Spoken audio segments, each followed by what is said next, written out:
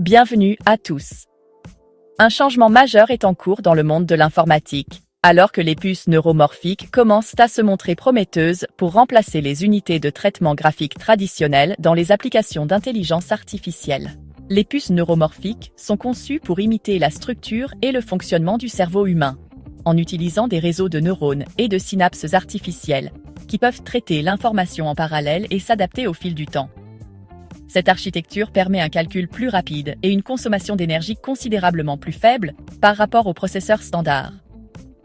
Les entreprises et les instituts de recherche testent actuellement ces puces dans une gamme de tâches d'IA, de la reconnaissance d'images à la navigation autonome. Les premiers résultats suggèrent que les systèmes neuromorphiques peuvent gérer certaines charges de travail plus efficacement et avec une plus grande flexibilité que les GPU, en particulier dans les environnements d'informatique en périphérie, où l'espace et l'énergie sont limités. Alors que le développement s'accélère, ces processeurs inspirés du cerveau pourraient devenir la fondation des plateformes d'IA de nouvelle génération, qui fonctionnent davantage comme des systèmes biologiques que comme des machines traditionnelles.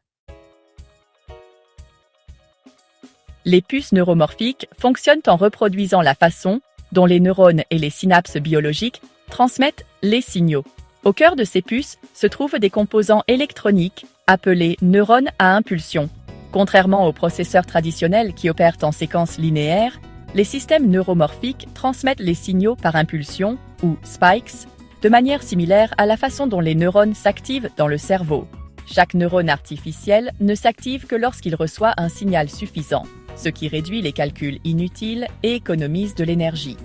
Ces impulsions voyagent à travers un réseau interconnecté de synapses synthétiques, où la force de la connexion peut varier en fonction de l'utilisation.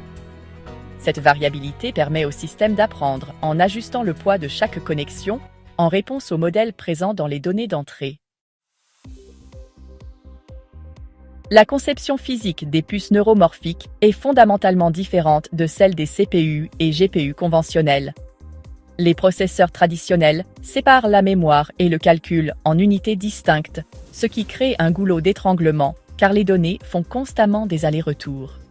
Dans les puces neuromorphiques, la mémoire et le traitement sont colocalisés au sein de chaque neurone artificiel, ce qui permet une gestion des données beaucoup plus rapide et efficace. Cette architecture, connue sous le nom de calcul in-memory, permet un traitement parallèle à une échelle massive. Le besoin réduit de transfert de données diminue également la consommation d'énergie et la production de chaleur, rendant les puces neuromorphiques très adaptées aux systèmes embarqués et au traitement en temps réel. L'apprentissage dans les systèmes neuromorphiques utilise souvent un modèle appelé plasticité dépendante du moment du spike. Cette méthode imite la façon dont le timing entre les spikes neuronaux dans les systèmes biologiques affecte la force de leur connexion. Si un neurone décharge constamment peu de temps avant un autre, la connexion entre eux est renforcée. Si le timing est inversé ou incohérent, la connexion s'affaiblit. Cela permet au système de former des souvenirs et d'apprendre des modèles sans supervision externe. Un tel comportement auto-organisé est particulièrement utile dans des tâches comme la détection d'anomalies, la fusion de capteurs et la robotique, où les conditions changent rapidement et l'adaptabilité est cruciale. Pour gérer des tâches complexes, les puces neuromorphiques s'appuient sur des réseaux de milliers, voire de millions de neurones artificiels. Ces réseaux sont organisés en couches ou en grappes, chaque groupe gérant une partie spécifique de la tâche. Certaines couches peuvent traiter des données brutes, telles que des signaux audio ou vidéo, tandis que d'autres identifient des modèles ou prennent des décisions. La communication entre les couches est gérée par une structure de routage qui imite la connectivité du cerveau. Cette structure permet des systèmes modulaires et évolutifs qui peuvent être adaptés à différentes applications sans avoir besoin de reconcevoir l'intégralité de la puce. Programmer une puce neuromorphique implique de définir l'architecture du réseau neuronal et de définir les règles d'apprentissage et d'adaptation. Les développeurs utilisent des outils logiciels spécialisés pour mapper les entrées et sorties de données aux modèles de neurones à impulsion. L'entraînement se fait souvent en temps réel, le système étant exposé à des exemples répétés jusqu'à ce qu'il développe des associations précises. Parce que les puces sont événementielles, Elles ne traitent les informations que lorsque des changements significatifs se produisent dans les données d'entrée, ce qui améliore considérablement leur efficacité. Cette approche événementielle est idéale pour des applications comme la surveillance, où une surveillance constante est nécessaire, mais la plupart des données ne sont pas importantes. L'intégration sensorielle est une autre force des systèmes neuromorphiques. Ces puces peuvent traiter simultanément des données provenant de multiples sources, y compris des entrées visuelles, auditives et tactiles. Dans une plateforme robotique, par exemple, les processeurs neuromorphiques pourraient aider à combiner les flux de caméras, les entrées de microphones et les données de capteurs tactiles pour une compréhension cohérente de l'environnement. Cela reflète la capacité humaine à percevoir et à réagir à des situations complexes en utilisant plusieurs sens. Parce que les processeurs fonctionnent en parallèle et de manière adaptative, ils peuvent répondre en temps quasi réel sans les délais typiques des systèmes centralisés. Les puces neuromorphiques intègrent également des mécanismes de tolérance aux pannes et d'auto-réparation. Inspirés par la redondance biologique, de nombreux systèmes neuromorphiques sont conçus pour rediriger automatiquement les signaux si certains neurones ou synapses tombent en panne. Cela permet au système de continuer à fonctionner même lorsque certains composants matériels sont endommagés ou dégradés. Une telle résilience est importante pour les applications critiques, comme l'aérospatiale ou les véhicules autonomes, où une défaillance matérielle peut être catastrophique. Cela prolonge également la durée de vie opérationnelle des appareils sur le terrain, réduisant les besoins de maintenance et augmentant la fiabilité. L'efficacité énergétique est un avantage majeur de la technologie neuromorphique. Parce que les neurones ne s'activent qu'en cas de besoin et que le calcul se fait localement, ces puces consomment une fraction de l'énergie requise par les processeurs conventionnels. Cela les rend idéales pour les appareils alimentés par batterie et les capteurs distants qui doivent fonctionner pendant de longues périodes sans intervention humaine. Dans les environnements d'informatique en périphérie, où les appareils doivent traiter les données localement en raison de contraintes de bande passante ou de latence, les puces neuromorphiques peuvent offrir des performances élevées avec une consommation d'énergie minimale. Certains prototypes ont même démontré des fonctionnalités d'IA utiles en n'utilisant que quelques milliwatts de puissance.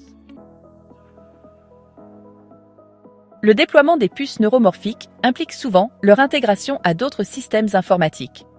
Bien que les processeurs neuromorphiques excellent dans des tâches spécifiques comme la reconnaissance de forme et la réponse en temps réel, ils peuvent être associés à des processeurs à usage général pour des fonctions de contrôle et d'interface plus larges.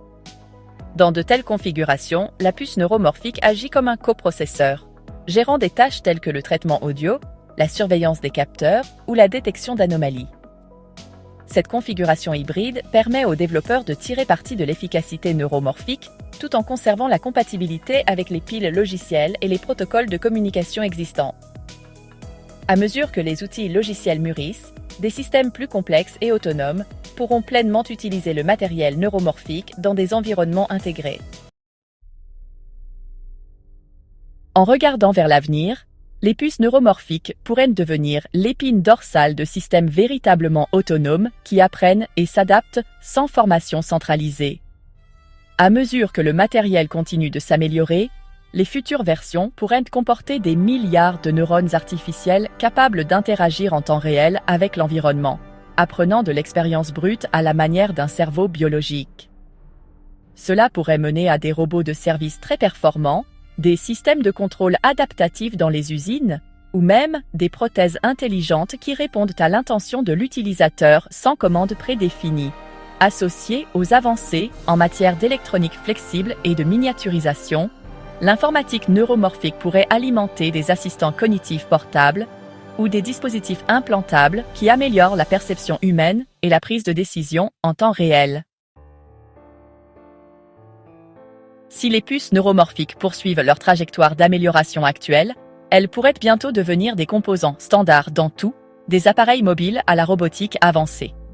Ces puces permettraient à des systèmes d'apprendre en continu, de traiter les données sensorielles en temps réel et de s'adapter dynamiquement aux environnements changeants sans dépendre d'une infrastructure de cloud computing. De telles capacités pourraient révolutionner des domaines comme le transport autonome, les soins de santé personnalisés et l'analyse de sécurité en temps réel.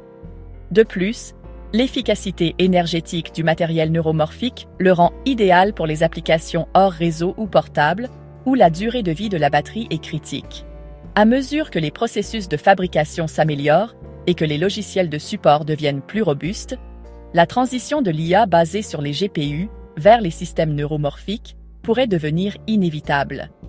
Ce changement améliorerait non seulement les performances, mais rapprocherait également l'intelligence artificielle du fonctionnement naturel de la cognition humaine. Merci beaucoup d'avoir regardé. N'hésitez pas à aimer et à vous abonner.